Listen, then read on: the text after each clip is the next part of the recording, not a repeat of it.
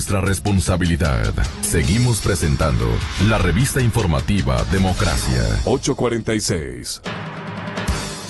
Nosotros queremos también enterarles las regulaciones, mucha información respecto a las regulaciones del uso de la fuerza pública en nuestro país.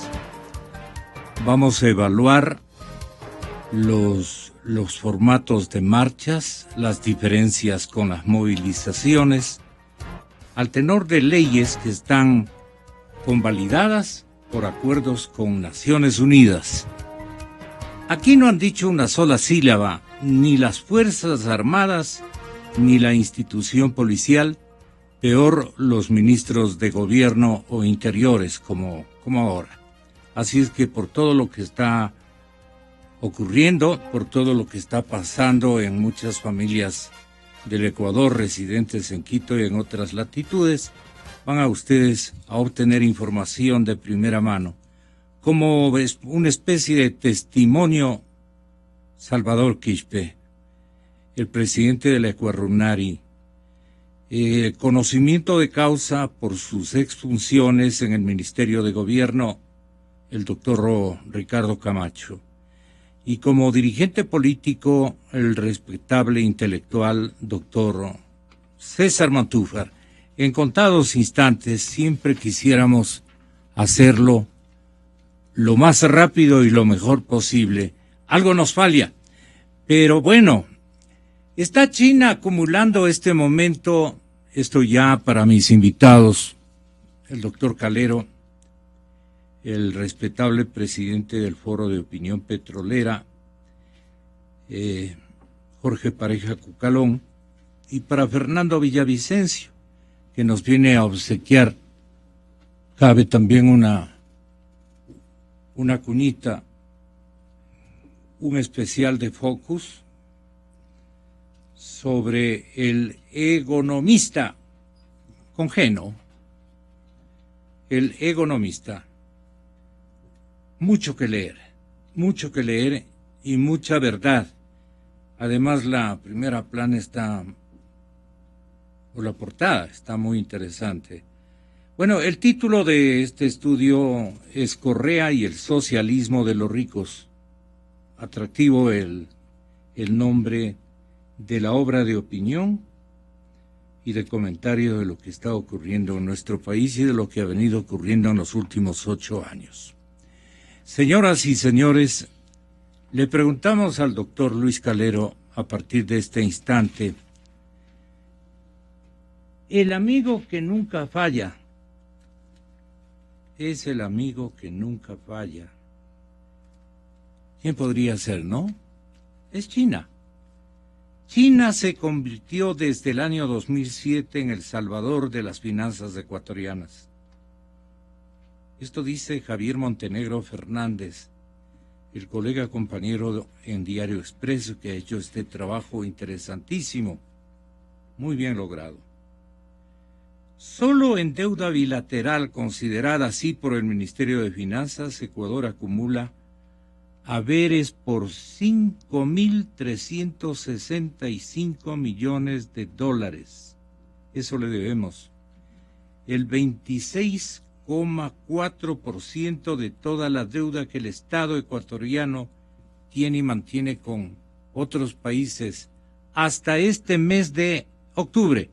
Nos faltarían un ejercicio igualmente sorprendente por la cuantía de noviembre y diciembre, que no han pasado muertos para nomás de endeudarse.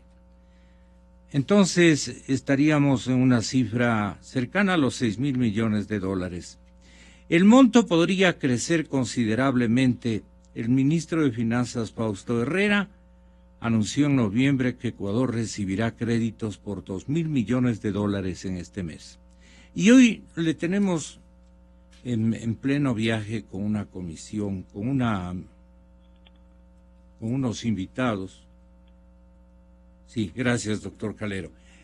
Con unos invitados en número muy, muy significativos, en número, en necesidad, en prestigio, en conocimiento en materia de deuda externa, de otros méritos que debería adornar a la comitiva que ha acompañado al señor vicepresidente de la República hasta la capital china, pues es discutible y habrán comentarios en ese sentido de parte de los medios de comunicación ecuatorianos e internacionales. Bueno, señores, con el doctor Luis Calero, con la venia de ustedes comienzo. Si China está acumulando facturas y proyectos estratégicos, ¿qué se le viene a su memoria, doctor Calero? Buenos días. Bien, buenos días. Un saludo a Jorge y a Fernando y obviamente a los oyentes. A ver, Gonzalo, yo creo que hay algunos asuntos que habría que precisar para ponernos en contexto respecto de algunas opiniones. El asunto es que hasta 2013-2014 China había acumulado en el orden de los 120,000 millones de dólares en calidad de préstamos a América Latina. Pero de ellos, alrededor del 70% lo concentraban Venezuela, Argentina y Brasil. Y precisamente el Ecuador no ha sido uno de los grandes favorecidos, hablo en el contexto latinoamericano, y con estos montos de préstamos de China no había sido uno de los más favorecidos. Obviamente que el 52% de este monto corresponde a Venezuela. Y estos no son datos que me los invento, constan en algunos documentos de Diálogo Interamericano, una organización no gubernamental norteamericana que maneja algunos programas de investigación de esta naturaleza. Entonces, y obviamente que a partir de 2014 comienza China también, por sus problemas internos y los problemas en general de la economía mundial, a desacelerar su avalancha de financiamiento en Latinoamérica.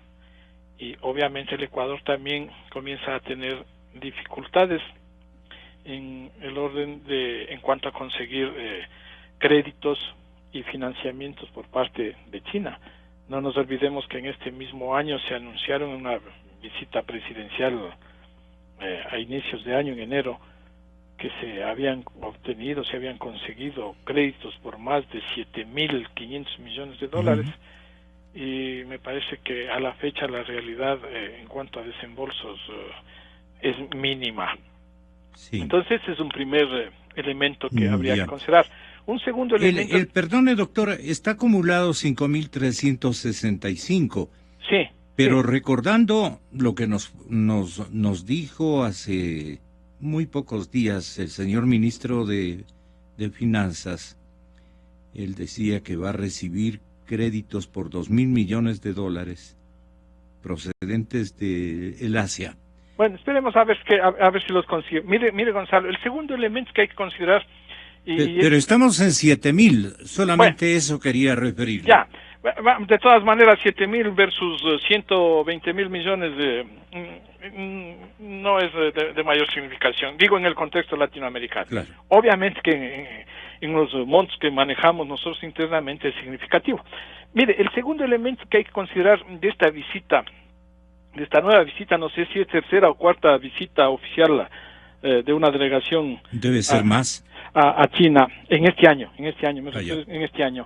Mire, el asunto es que cuando uno analiza la composición de la delegación y ve que está el señor Selec, está el señor Glass, está el señor Patiño, ministro de Relaciones Exteriores, está la señora Doris Solís, creo que secretaria ejecutiva de Alianza País, está el señor de nombre y apellido extranjero que no sé la pronunciación, pero creo que es ministro de Cultura, y también creo que es secretario de Relaciones Internacionales de Alianza País. La segunda vicepresidenta del Parlamento también, creo. No sé. Está el señor Herrera, ministro de Finanzas. Claro. Entonces, la composición de esta comitiva demuestra cuál es el objetivo, cuáles son los objetivos verdaderos de la visita. Y la prensa, tanto nacional como internacional, dan cuenta de un diálogo, un encuentro CELAC China, de los países de la CELAC con la China, relacionado con los partidos políticos de la CELAC y de China. Entonces eso justifica la presencia de la señora Doris Solís, del señor ministro de Cultura, posiblemente el señor ministro de Relaciones Exteriores, porque en torno a financiamiento y esta cantaleta del portafolio de inversiones, que ya deben haberles dado, no sé cuántas veces haya cambiado el portafolio de inversiones, y que ya deben saberse de memoria los funcionarios chinos. Digo, no sé realmente qué contribución pueden dar a eso estos funcionarios y estos personajes que estoy señalando. Entonces no sé si el objetivo, el único que tendría que ver en asunto económico sería el señor Fausto Herrera, y obviamente que el vicepresidente también podría aportar. Con lo que va a pasar manera en las próximas horas en el Brasil con la señora presidenta, yo creo que esa CELAC queda pulverizada ya, complicado en el orden político. El asunto es complicado, claro. Entonces, pero permítame, doctor, preguntarle al señor economista Pareja Cucalón, si es tan amable, en indicarnos cuáles son las propuestas de inversión compartida. No pueden ser compartidas porque el Ecuador no tiene medio, pero Alexis Bank llevaron lo que dice el doctor, un portafolio, unas propuestas de inversión que comienzan en la refinería del Pacífico. Bueno, buenos días, Gonzalo, Fernando, Luis de lejos y en la audiencia. Mire, bien decía Luis Calero, no sabemos qué número de edición será el portafolio que han entregado, ¿no? Pero hay que ver también, creo yo, muy importante, el punto de vista del supuesto o presunto prestamista. China puede haberse comprometido a muchas cosas porque la maniobra que obviamente estaba haciendo China es la equivalente a la que hizo el Japón en los años 20 y 30 del siglo pasado. Es decir, una expansión por bienes básicos a través, en el caso del Japón, de la fuerza, y en el caso de China, a través de inversiones y préstamos, etc. Ahora, ¿cuán importante puede ser el Ecuador en una apreciación de ese tipo? Brasil, pues, no admite discusión. Brasil es el país más grande de América, de Iberoamérica. Argentina, lo mismo. Venezuela, un gran productor de crudo. Ahora es un gran productor de mamarrachadas, pero en fin, fue hasta hace poco. Entonces el Ecuador no tiene mucha importancia estratégica, seamos honestos. Por otro lado, si vemos las cifras de China... ¿Y el complejo de refinación? A eso vamos. Si vemos la situación China ha bajado las importaciones de manera importante. China ha bajado sus exportaciones de manera importante. Es decir, la economía china hoy día no es la economía boyante que existía hace un año. Están en problemas no serios, pero complicados. La refinería del Pacífico. Alguna vez, Gonzalo, con usted comentábamos de que yo pienso que para el futuro Ecuador será un país muy interesante para los arqueólogos, porque van a encontrar una serie de primeras piedras de aquí a 5.000 años y van a deducir que aquí hubo una cultura extraordinaria de concepciones, pero pobrísima de realizaciones, ¿no? Porque hay una serie de piedras sueltas por ahí. Sí. Refinería del Pacífico. Solamente lo que se ha concretado son los campos mineros. Campos mineros, pero personalmente, es una opinión muy personal mía, yo tengo una grave aprehensión con la participación china en ese tipo de campos. Están Ecuacorriente y Mirador. Digo aprehensión porque no hay más que ver las noticias internacionales, el alerta roja dada por el gobierno chino por contaminación atmosférica en varias ciudades chinas. Es decir, China no se distingue por respeto al medio ambiente. Así. Yo estoy más tranquilo con la noticia de la firma con Chile, por ejemplo. Chile tiene más... La de INTAG. La de INTAG. En cuanto a la refinería, mire, esa refinería se empezó en la concepción, en todo caso, con el señor Chávez, hace 8 años, me parece. Y fue seguida inmediatamente por el éxito, entre comillas, de la perforación en Puna, y de ahí no ha pasado nada, salvo que hemos gastado mucho dinero. Entiendo yo en cifras redondas de que en la refinería del Pacífico 1.200. se han invertido como 1.200 millones de dólares en cosas que no tienen sentido. Ahora, el país necesita una refinería de urgencia. Explico por qué. Pero, perdone, ¿y la región? ¿También? Con la región. ¿La región latinoamericana también requiere de una No refinería tanto, de no. esa magnitud? No, nosotros sí. No de esa magnitud, hay que analizar el tamaño. Sí, ¿por qué? Nosotros tenemos una producción o una capacidad de producción de 174,000 más menos barriles diarios, que son 110,000 de Esmeraldas, bajo el supuesto de que Esmeralda esté funcionando bien, 46 o 40 y pico de Santa Elena y 20 de Shushufindi. Santa Elena y Shushufindi son instalaciones de destilación atmosférica que producen más o menos el 50% de residuo. Y Esmeraldas hay que ver cómo funciona después de estas reparaciones bastante costosas que se han hecho.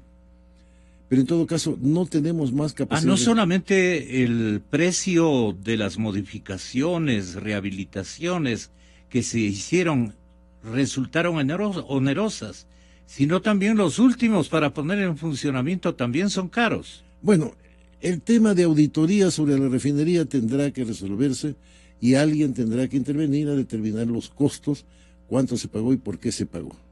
Lo cierto es que fue una cantidad considerable.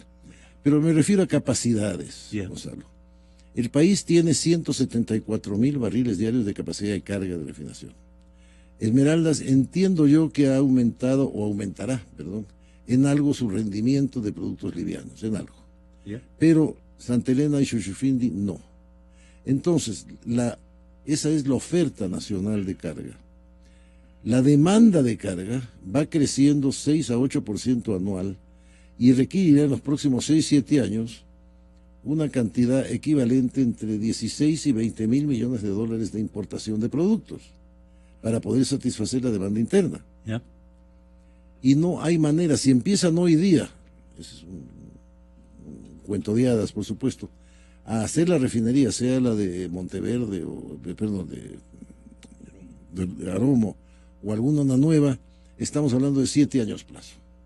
Entre diseño, que a mí me parece 300,000 barriles, es exagerado, ingeniería básica, ingeniería de detalle, etcétera, son 6-7 años de construcción. Es decir, de aquí a 6-7 años de construcción, que son los años más duros para el país en los próximos meses debido a la caída del precio del petróleo, etcétera, etcétera, vamos a tener que importar alrededor de entre 16 y 20 mil millones de dólares en productos. Eso afecta a la balanza de pagos, afecta a la balanza comercial, etcétera, etcétera. Entonces yo creo que la prioridad de un gobierno, de este o de cualquier otro gobierno, es tratar de encontrar una solución al tema refinación. ¿Qué se puede hacer? Y ahí la pregunta. Bueno, obviamente construir una refinería, pero decimos eso toma 6-7 años. Se pueden hacer varias cosas con las refinerías viejas. Contratar o comprar reformadores catalíticos. Pero con la experiencia de Esmeraldas, ¿seguiríamos en la misma ronda? Espero que no.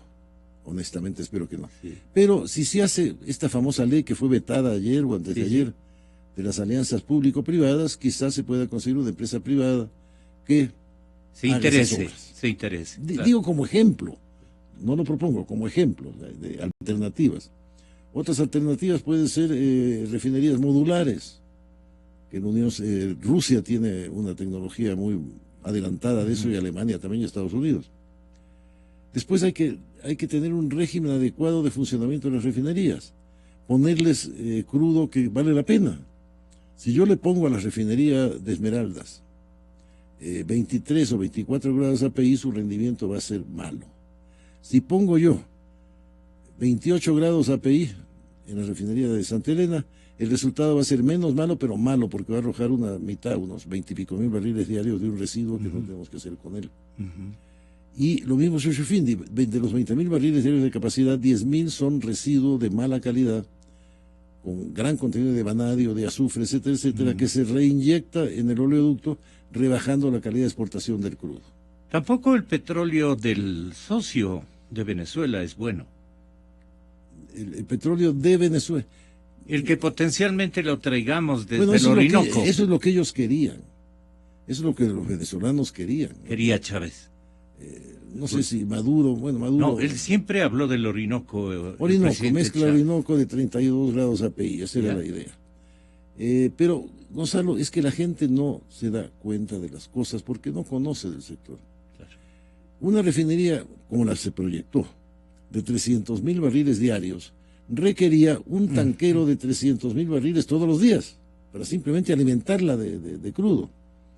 Con lo cual, salvo que los nicaragüenses nos hagan la gentileza de terminar pronto el nuevo canal y los panameños nos den un precio especial por el canal actual, hubiera habido una fila de tanqueros esperando descargar en el Aromo para que pueda funcionar la refinería. Es decir, la idea ya de concepto y de inicio era torpe.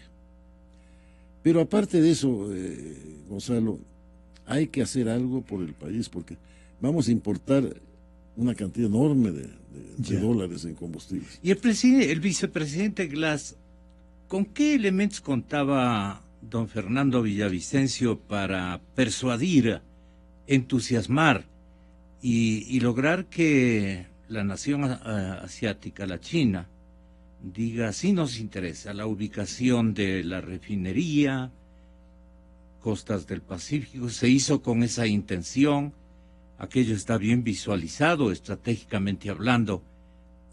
¿Será ese el sector más próximo a la China, desde nuestra pequeñísima geografía y filo de frontera tan pequeño, viéndolo en el mapa grande, ¿no?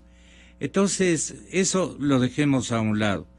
Pero ¿cuál es el grupo de proyectos estratégicos para que se llamen tales que le lleva en un libro dorado el señor vicepresidente Glass a presentarle al señor presidente, que ahora ya no me acuerdo el nombre? El vicepresidente chino. El vicepresidente chino, ¿cómo se llama? Usted pero en el libro lo puso y ya de pronto ha olvidado. No. Buen día, Gonzalo, Jorge, Luis, amigas y amigos de la radio.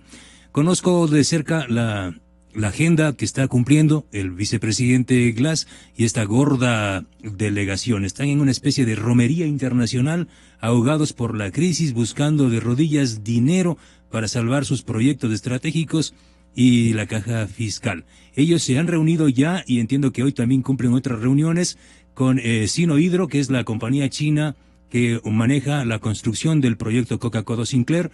También tienen una reunión con Sinomach, que es la empresa que está ahorita en la agenda número 1 como la posible constructora o de la refinería del Pacífico, asociada en un consorcio con la compañía coreana Hyundai.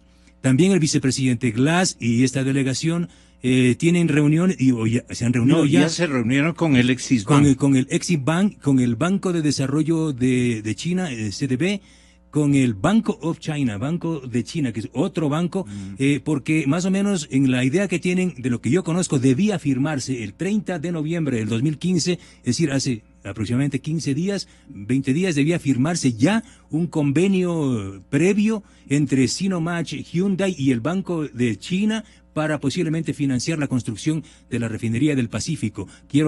Conozco también que esta firma no se dio, que hay resistencias en China a apoyar este proceso. El país debe saber que se firmó ya el año 2012 un convenio entre el propio vicepresidente Jorge Glass, quien era a esa época o antes ministro coordinador de sectores estratégicos. Se firmó ya un convenio con la compañía CNPC, China National Petroleum Corporation, y el Banco de China, ICBC, el Banco Industrial y Comercial de China, para la construcción y el financiamiento del 70% de la refinería del Pacífico. Ese convenio quedó votado, quedó en el olvido. La compañía CNPC se retiró prácticamente y puso a buen recaudo su plata y su tecnología. ¿Por qué? Eso es muy importante. ¿Qué no le gustó?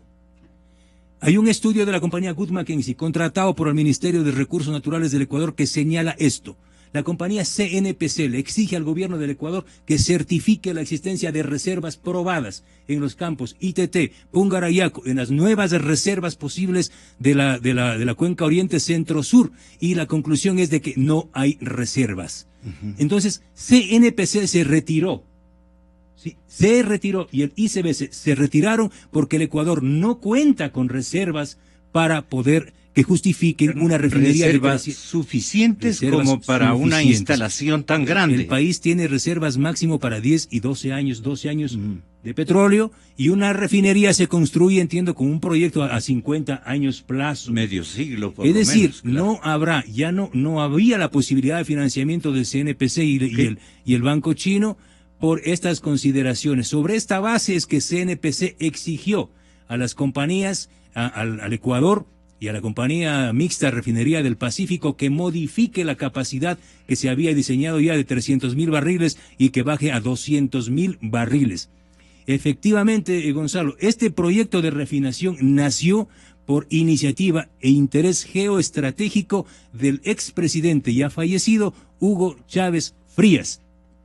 Yo tengo documentos, el día de mañana, ya estoy dando una primicia, el día de mañana estará en Focus un especial sobre la historia de este enorme elefante blanco, como ha dicho Jorge Pareja, que dará para el análisis de los antropólogos las piedras que han puesto aquí y que no sirven. Ojalá, Gonzalo, ojalá no se construya la refinería y que el elefante sea chiquito, de 1.200 millones enterrados en esta enorme planicie del Aromo. Ojalá.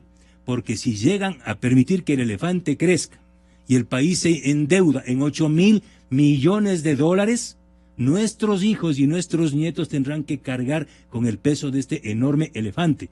Ahora están presionando. Conozco que se envían cartas desde aquí, desde el propio presidente de la República, presionando a la CELAC, presionando al presidente de China para que se firme un convenio entre Sinomach, la empresa Hyundai de Corea y el Banco de China como nuevos actores posibles para el financiamiento y construcción de la refinería del Pacífico. Esta refinería, en los términos de diseño elaborados, no lo necesita el país, no es de interés de Ecuador, fue de interés de Venezuela. Y lo que acaba de pasar en Venezuela modifica sustancialmente el destino de esta refinería. Yo estoy, Gonzalo, con algunos amigos de Venezuela, exfuncionarios de PDVSA, estableciendo un proceso de fiscalización conjunta entre la nueva Asamblea de Venezuela y los sectores de profesionales del Ecuador para que se fiscalicen todos los convenios establecidos con Venezuela, con PDVSA, como este de la Refinería del Pacífico. La Refinería del Pacífico surgió, reitero, por iniciativa de Hugo Chávez. El proyecto geoestratégico era el siguiente, y lo dice Chávez: hemos firmado ya un convenio con Petrobras para construir la refinería de Pernambuco. Hemos puesto también una primera piedra con el comandante Daniel Ortega en Nicaragua para construir la refinería, el sueño de Bolívar, así se llama la refinería. ¿Sabe qué es lo que pasó en Brasil? 4 años después de haber constituido la compañía de economía mixta entre Petrobras y PDVSA, Hugo Chávez se retiró y no puso un centavo. Esa refinería, esa refinería que debía costar 2.400 millones de dólares en Brasil, acabó costando, hace 6 meses se inauguró, 20.000 millones de dólares. Todas las autoridades están presas. Esa refinería es el corazón del escándalo Lava Jato en Brasil. La refinería que le ofreció Hugo Chávez a los nicaragüenses no existe. Lo que existe es apenas un sistema de tanquería. 8 años después, y aquí han pasado 8 años, y el Ecuador es objeto y sujeto de uno de los peores engaños, ¿sí? De los peores engaños y un descomunal atentado contra los bienes públicos, como fue haberle condenado al Ecuador a invertir casi 1.200 millones de dólares, porque más del 80% de las inversiones que están ahí enterradas en el Aromo lo ha hecho el pueblo ecuatoriano. Esto es, disculpen que ponga esta metáfora o este ejemplo, es como uno ir a comprar el vestido de novia y luego salir recién a buscar la novia. Estos señores, ¿sí?, hicieron un contrato, 2 contratos con la compañía Odebrecht. El contrato para la remoción de tierras y el contrato para la construcción de la acueducto. Es la misma misma compañía Odebrecht del metro de Quito, la misma compañía cuyo dueño está preso en la cárcel de Curitiba por los más grandes atracos a la economía brasilera. Esta compañía construyó y se ha llevado, ¿sabe cuánto? Que el país sepa, de los 1.200 millones de dólares que ha gastado el pueblo ecuatoriano, Odebrecht se llevó del Aromo 500 millones en los 2 contratos. ¿Cómo le prueba? Ahí están los contratos. 250 millones de dólares en remoción de tierras y 250 millones de dólares en el acueducto de La Esperanza Monteverde, la Esperanza del Aromo. 500 millones de dólares. ¿Saben cuánto se han llevado la compañía SK? Usted va a ver mañana un documento en Focus exclusivo. Y el país. ¿Quién decide contratar antes de que exista la compañía de economía mixta? Refinería del Pacífico el año 2007. Hugo Chávez. PDVSA le envía, le informa a Petroecuador que ya los venezolanos han decidido contratar los diseños y han decidido el terreno con la compañía SK y KBC. Es decir, el señor Chávez, por su cuenta, decidió contratar con los coreanos, porque ellos son amigos de Corea del Norte en el discurso, pero en los negocios son íntimos amigos de Corea del Sur. El país no debe confundirse, solo en el discurso son socialistas, pero en los grandes negocios están con los grandes países capitalistas. Entonces, la plata, el negocio lo hacen con Corea del Sur, SK, y el discurso está con el señor Kim Un-jung de Corea del Norte. ¿Qué le parece todo esto al doctor Luis Calero? Gonzalo, la semana anterior con Francisco Rocha en sus estudios, me permití señalar algunos de los elementos que se han reiterado el día de hoy. Por ejemplo, yo solicitaba, o era de la idea de que debía hacerse una revisión de los estudios sobre la factibilidad del proyecto de la refinería del Pacífico. Uno de los primeros elementos que señalé precisamente era el fracaso que tuvo la compañía Ivanhoe en el área Pungarayacu. Hasta el momento no se ha dicho cuántos millones de barriles realmente existen de reservas en Pungarayacu. Mientras tanto deberemos entender que cero. Y en los estudios que sustentaron la visualización del proyecto de la refinería del Pacífico, entiendo que consideraban como 800 millones de barriles recuperables de reservas probadas para Pungarayacu, pero se ha desinflado totalmente esos pronósticos, esos cálculos, y por el momento podríamos decir cero. Ese era uno de los elementos que yo ya señalé, pero también señalaba otros de peso fundamental, trascendental para la factibilidad económica del proyecto de la refinería del Pacífico. Yeah. Y ¿Cuáles eran? Entre ellos señalaba yo el asunto de que a raíz de la producción de los hidrocarburos de esquisto, fundamentalmente del crudo no convencional, por parte de los Estados Unidos se había modificado sustancialmente el mercado de los derivados del petróleo. Y existe un estudio interesante que señala de qué manera, por ejemplo, los Estados Unidos en cuestión de refinación mejoraron de 16.9 millones de barriles diarios de 2004 a 17.9 millones en 2014, es decir, incrementaron la capacidad de refinación en 1 millón de barriles diarios sin necesidad de construir una sola refinería más. Por el contrario, yo señalé hace algún tiempo que en los últimos 30 años de 350, 360 refinerías que existen en el país redujeron a 170 y sin embargo han incrementado su capacidad de producción de derivados. Por otro lado, la demanda en los Estados Unidos de alrededor de 19 millones de barriles diarios de derivados en 2005, en 2014 se disminuyó a 16.6 millones de barriles diarios por adopción de normas de uso eficiente de los combustibles, avances tecnológicos que permiten el trabajo a distancia, inclusive de cuenta usted tendencias demográficas que determinan un envejecimiento de la población y consecuentemente una menor intensidad en el uso de los automóviles. Es decir, elementos de esta naturaleza que le han permitido a Estados Unidos convertirse en el principal exportador de derivados del petróleo a América Latina. América Latina recibe más del 50% de los excedentes de derivados del petróleo de los Estados Unidos. Y obviamente entre los estudios, uno de los elementos de los estudios de factibilidad consideraban la costa oeste de los Estados Unidos como uno de los destinos de nuestros excedentes de construirse la refinería del Pacífico. Chile, que es un mercado natural nuestro, este rato es receptor de exportaciones de Estados Unidos de derivados del petróleo, es decir, que se ha modificado sustancialmente el mercado de derivados del petróleo que podrían haber justificado en determinado momento económicamente la factibilidad de ese proyecto. Es decir, existen elementos de esta naturaleza que deben ser reconsiderados. Nadie, en su sano juicio, decía la semana pasada y lo ratifico hoy, pretenderá invertir $1 partido por la mitad bajo esas condiciones. Adicionalmente, Gonzalo y los distinguidos caballeros que están en el panel, y obviamente para los oyentes, existe un elemento pernicioso, diría yo, que va a impedir que pudiera realizarse cualquier inversión en el país, porque la ley de hidrocarburos permite, y de la vía de situación extraordinaria, de casos excepcionales, y aún por la constitución de compañías de economía mixta, que podría permitirse la participación de empresas privadas en la construcción y la operación de una refinería en el país, mientras existan precios subsidiados, mientras los precios de los derivados del petróleo no estén en el orden de los precios internacionales, nadie invertirá en el país. Y ese también será uno de los elementos que cualquier inversionista considere en la refinería del Pacífico y en cualquier otro proyecto de refinación en el país. ¿Pero este no es el momento de hacer ese recambio tan importante? Pero me parece, por el contrario, que es el momento. Eso le digo, ¿este no es el momento?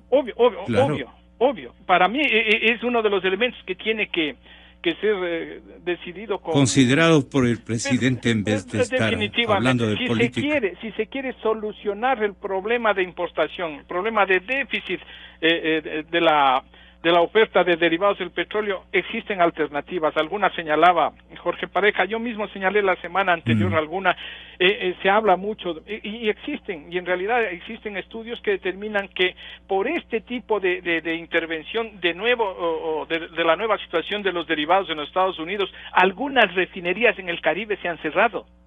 Y entonces no necesariamente es que hay que construir una nueva refinería, se pueden adquirir activos en el exterior que nos permitan refinar. Y por último, decía yo, si la diferencia es tan grande y estamos hablando de $40 de diferencia entre lo que a nosotros nos dan por vender nuestro crudo y lo que nosotros pagamos por obtener un barril de derivados del petróleo, si la diferencia es de $40, por ejemplo, nosotros si pagamos una tasa de refinación más transporte, etcétera, y logramos reducir a la mitad esa diferencia, el país ya está ganando. Es decir, el gobierno debería tener un plan B. ¿Cuál es el plan B? Descartando la refinería del Pacífico para solucionar el problema del déficit de oferta de derivados en el país. Sí, perdone, economista Pareja Cucalón, exministro,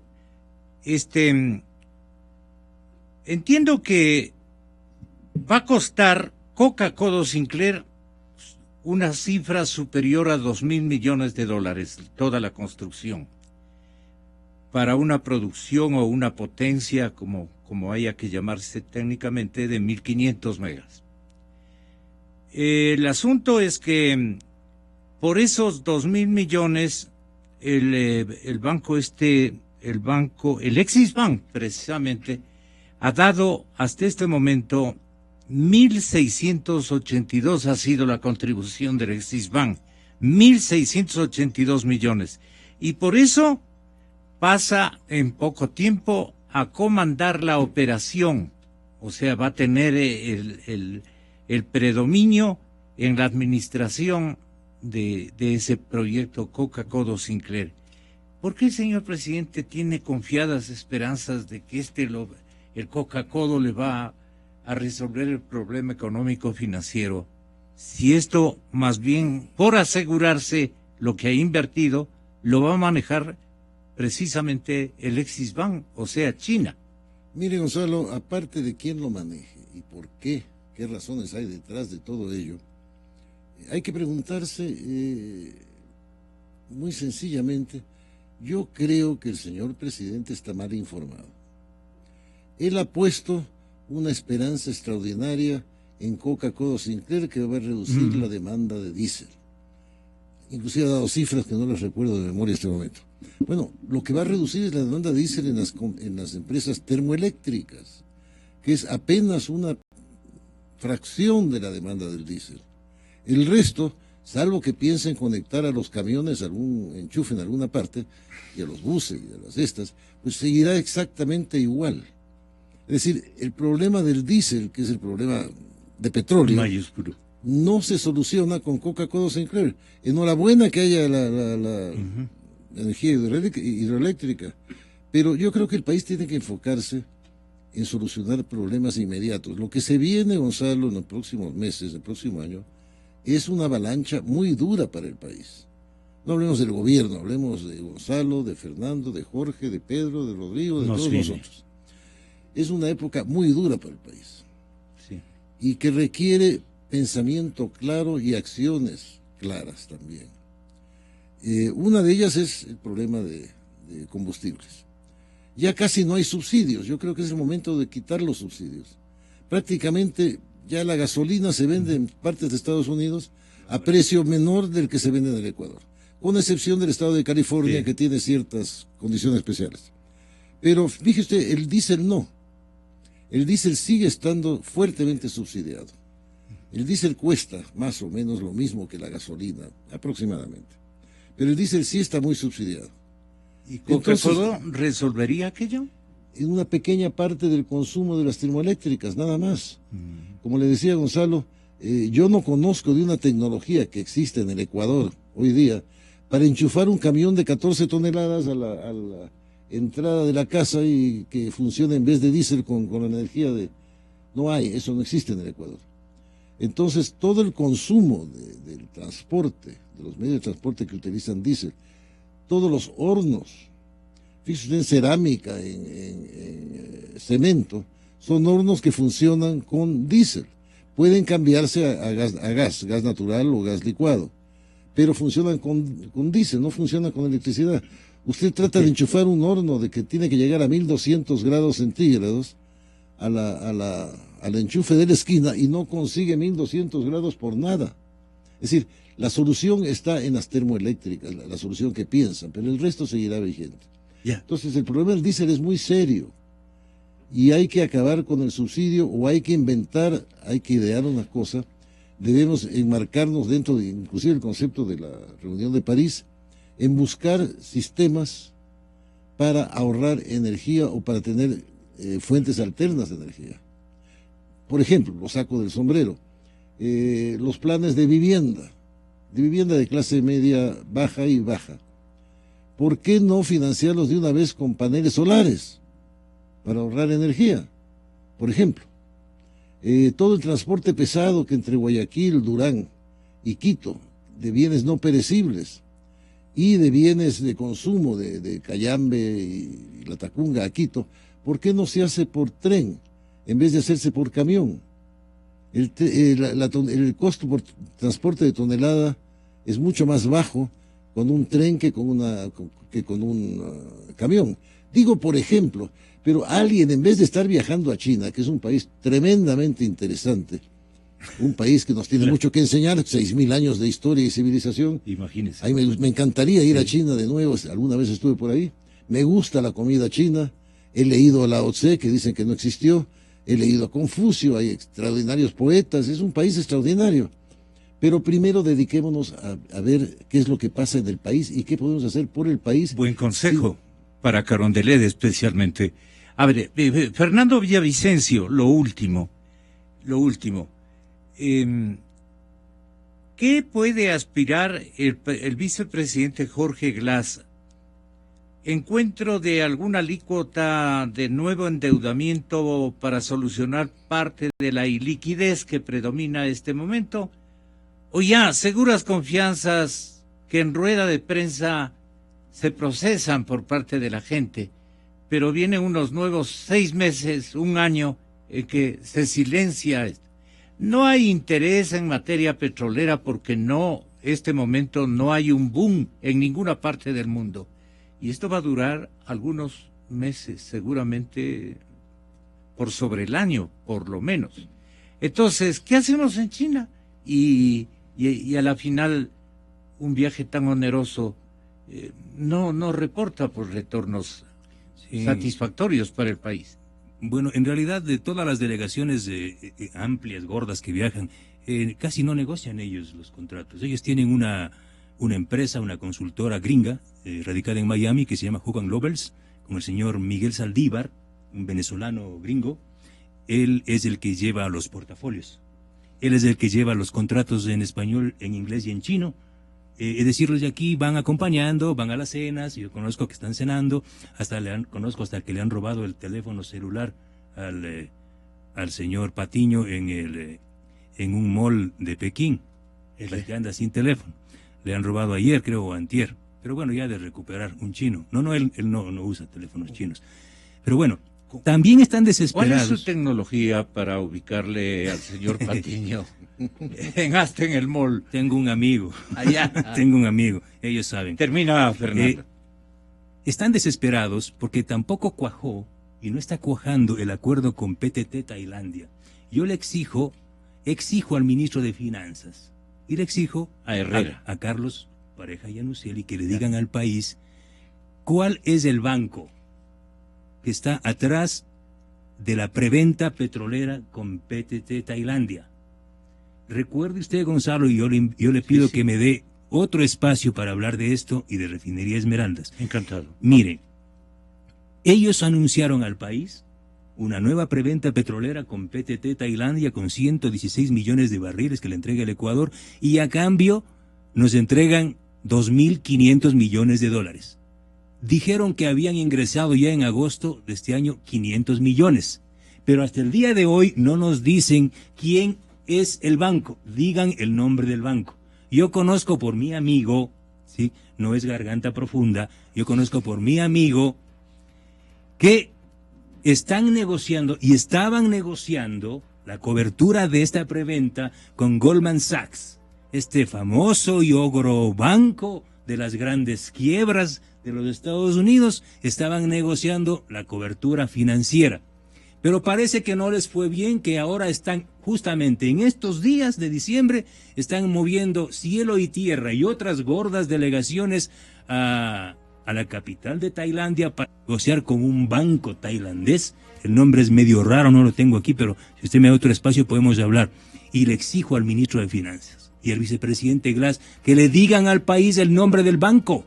¿Y qué está pasando con esos 2.500 millones de dólares? ¿Por qué es tan importante el nombre del banco? Porque quiero saber quién puso los 500 millones.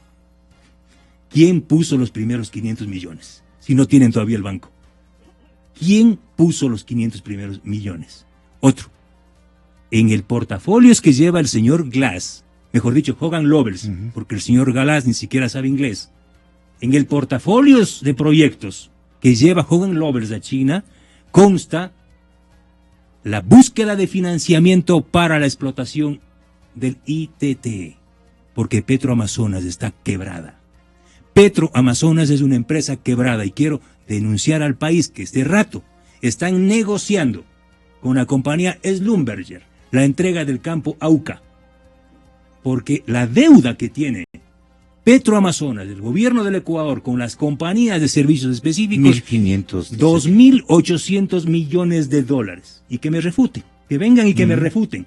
Ya se fue el señor Madrid, ahora que venga el señor Pepe y Casa y que me refute. 2.800 millones de dólares es la deuda acumulada con las compañías de servicios, están quebrados, no tienen un centavo y ahora están pensando entregar los campos, lo cual sería una traición a la patria. Ni siquiera en la peor noche, en el peor esquinita de la larga noche neoliberal, se atrevieron a entregar las joyas de la corona. Gracias, Fernando. En ese punto estamos, Gonzalo. Así es que nos vemos. Para hablar de los Refinería Esmeraldas. Las 9:35 exactamente. Volvemos, señoras y señores. ¿Quién regula el uso de la fuerza pública en el Ecuador? Y la evaluación de las últimas marchas y de las últimas movilizaciones, aquí donde hablamos con la verdad.